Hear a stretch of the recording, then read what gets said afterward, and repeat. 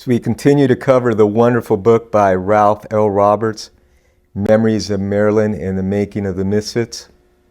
And in the last episode, we discussed how Clark Gable went up to Marilyn Monroe at the Styx Ranch and mentioned to her that he really wanted to make this movie, that he loved Arthur Miller's story, but he was a little bit concerned about working with Marilyn because of the rumors going around that she was difficult to deal with. And he told her that she was the least temperamental person on the whole set. And he was very pleased to work with her. He tried to lighten things up and mentioned about when he was out in Africa filming Mogambo with Grace Kelly, in this hilarious story how they went swimming and herd of rhinoceroses chased them out of Lake Victoria. So you can check that out in my previous video. We pick it up today. It's the evening of August 13th of 1960. So these events took place during the day, and Ralph Roberts was giving Marilyn her massage. Keep in mind, Ralph Roberts was Marilyn's masseur in the late 50s and early 60s. And he wrote these memoirs in the early 80s. So Roberts is giving her a massage, and Marilyn was saying how Gable was one of the first persons in Hollywood to help her out when she first arrived in the late 40s and early 50s to become an actress. And she said that he told her about three men. She said three wonderful men, quote unquote, that helped her out with affection and care. So these three guys were Sidney Skolsky, the gossip columnist who helped to promote Marilyn, Johnny Hyde, who eventually became her agent, her talent agent, and Joseph Schenck, who was a high-ranking 20th Century Fox executive.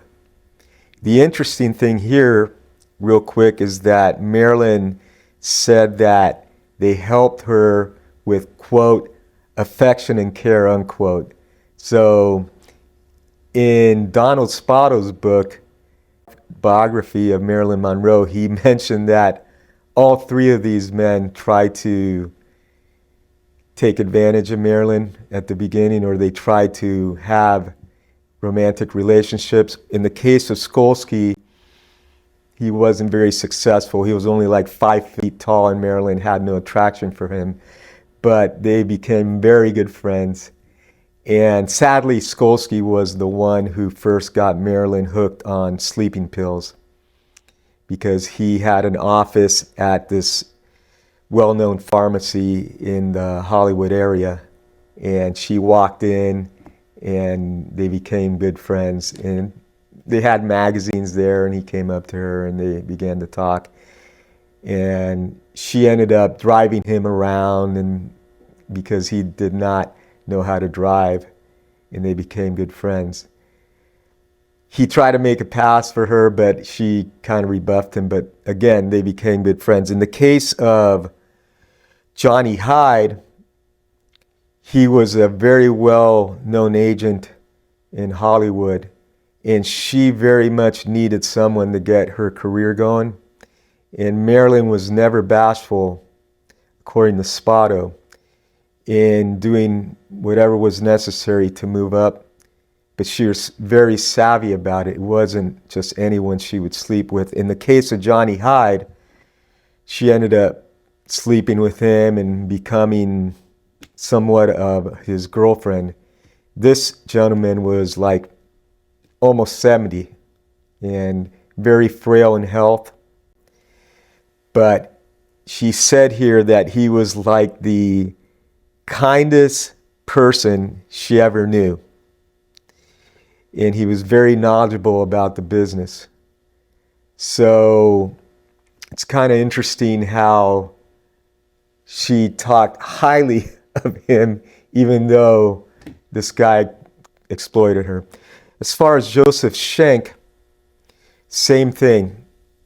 Someone told her to go over there to his house, and he had like a dinner party, and she was serving, and then everyone leaves and she stays.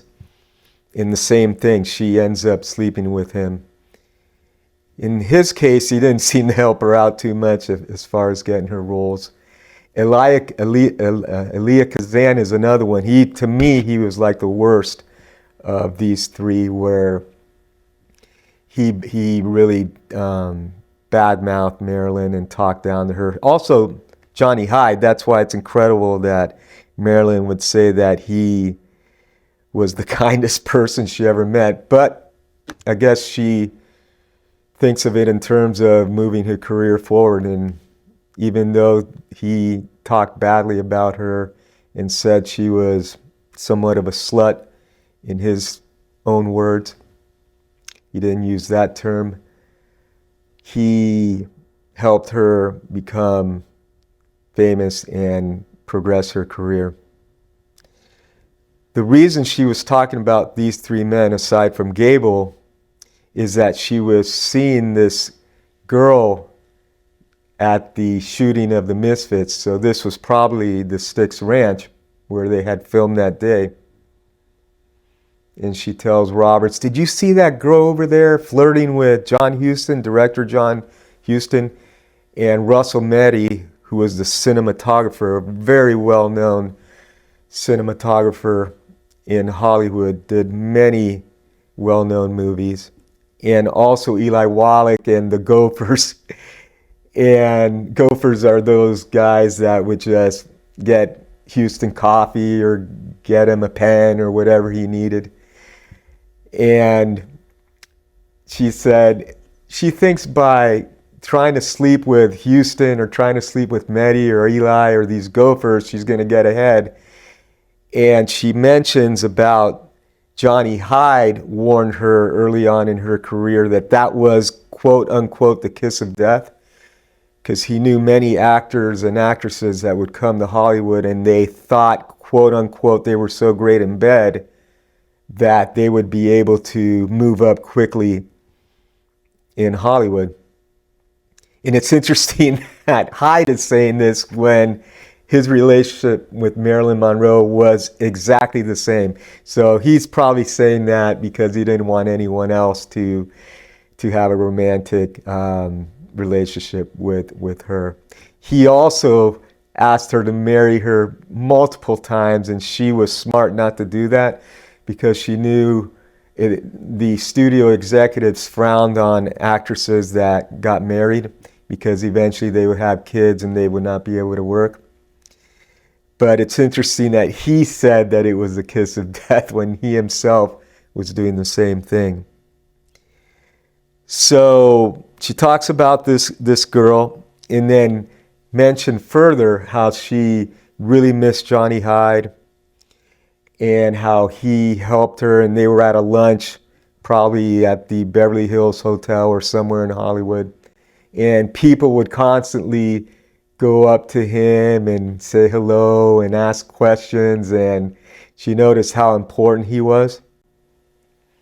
And he was the one that really helped her in terms of being very competitive. He stressed to be very competitive and shoot for the top and learn as much as possible about the business. And the main thing is to have presence. So if you see the major actors that made it in Hollywood, they have this presence. The moment they walk into a room or a sound stage, everyone is looking at them. And Marilyn had that quality, that charisma, and that likability, and that sensuality. And he said that Hollywood was very mean and There was a lot of envy going on, and it was very petty, and all the way down from the producers to the executives to the directors, all the way through. And then she had to kind of have a thick skin about her, because recall, Marilyn was a very sensitive person, and she would often cry if she knew that people were talking behind her back. So she said that Johnny Hyde helped her very much. And then in this particular session, Ralph Roberts said that she, for the first time, mentioned the sleeping pills. Now keep in mind, eventually Marilyn Monroe died on August 5th, 1962, from taking the combination of sleeping pills and alcohol. She enjoyed champagne and mimosas. And I believe it was an accidental overdose. But throughout her career, she had lots of trouble falling asleep. Now, the interesting thing here during this discussion is that Marilyn mentions that she takes the sleeping pills and then alcohol also. And Roberts mentioned that he takes Dexamil to keep awake. And Marilyn says, "You are so fortunate that you're actually taking something to keep you awake instead of trying to get to sleep." Also, she was talking about how she slept like a baby until the making of The Prince and the Showgirl. So keep in mind that Marilyn Monroe married Arthur Miller, her third husband, on June 29th of 1956. In July of that year, so right away, they go to London, to England, to film Prince and the Showgirl. And Marilyn tells Roberts that during the filming, she was in the library and she was walking by. This is where her and Arthur Miller were staying. And he sees his journal, his diary, and it's open. And she said, "I never pry, but something caught my attention." And she started to read it. Keep in mind, this is just after they got married. And Miller said in this journal, because he had written some notes in the journal just that day, and he had left it open, probably just wrote it down just a few minutes or hours before. And she said to Roberts what he wrote in there, Ralph, and he called him Rafe now, the English version of Ralph. "Rafe, it was terrible what he wrote, and it affected me throughout the whole filming of Prince and the Showgirl." And she said that she idolized Laurence Olivier, who was the producer, director, and main actor opposite Marilyn Monroe in that movie. And she apologized to him afterwards, saying, "You know, Laurence, it wasn't my fault. I was just sick throughout the whole filming of the movie." And it was probably, I'm believing she's saying because of this that she read. She got in a big argument with Arthur Miller that evening, and she had an early call to go on the set. And this would have been in England. And she just couldn't get to sleep, and she said, quote unquote, "I called a friend and they got me some sleeping pills." So there's a little bit of the discrepancy here, because this would have been July of 56, and we know that Skolsky was giving her sleeping pills back in the early 50s before this. So I'm not sure why she told Roberts that she slept like a baby throughout her life until 56, because she, in fact, was not doing that. She was not sleeping well before that. But she was saying that she took the sleeping pills and she was able to go on set the next day. So during this conversation, Roberts notices that Marilyn's getting very hysterical, because she's starting to relive the issue with reading Arthur Miller's diary. And Marilyn brought up the fact that she takes sleeping pills. And when Roberts gives her the massages, when he flips her over halfway through, remember, he gives the massage with his clients facing up, and then they flip over, and then he massages the backside. When he flips her over, she pops 2 seconals, seconals, 2 seconals. So that would be sleeping pills. And then towards the end of the massage, she would take 1 Tuinal, Tuinal. So the 2 first ones, the seconals, are more shorter lasting. And then the Tuinal would help her try to sleep throughout the night. And Roberts laughed that, wow, I thought it was my magic touch that was getting you to bed, because keep in mind, usually when he was giving her a massage towards the end, she would just knock out, and then he would turn off the lights and leave her room. But she said, no, it's a combination of both the pills and your massage. And I could not, quote unquote, face the night without taking the pills. And eventually it would get her into some serious health problems. And she mentions that her psychiatrists were trying to get her off, or her doctors also, these pills as quickly as possible, trying to wean her off, and she never could do that.